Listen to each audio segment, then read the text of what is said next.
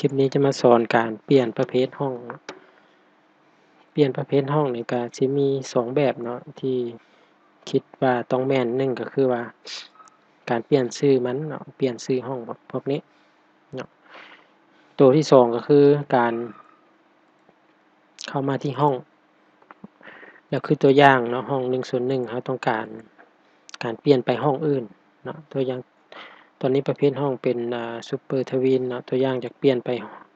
ปเป็นตัวนี้ Deluxe VIP เนาะก็สามารถกดแก้ไขอยู่บอนนี้แล้วก็สามารถเนาะเลือกเอาตัวนี้เนาะ Deluxe VIP เนาะแล้วก็กดบันทึกสังเกตว่าประเภทห้องมันก็สิเปลี่ยนให้เนาะ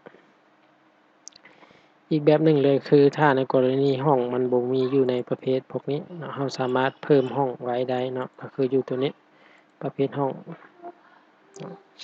ตัวอย่างเราเพิ่มอีกห้องหนึ่งเนาะตัวอย่างว่า VIP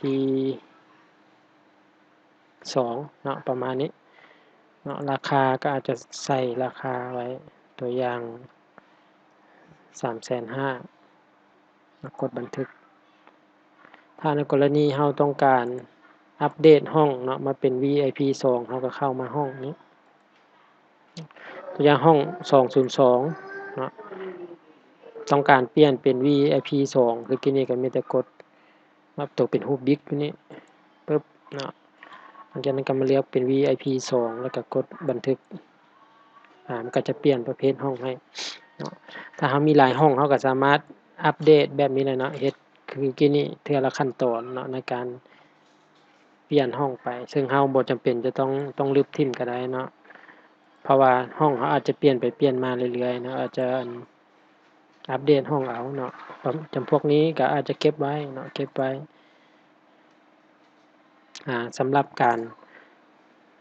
อัปเดตห้องเนาะแล้วเปลี่ยนห้องก็สิมีประมาณนี้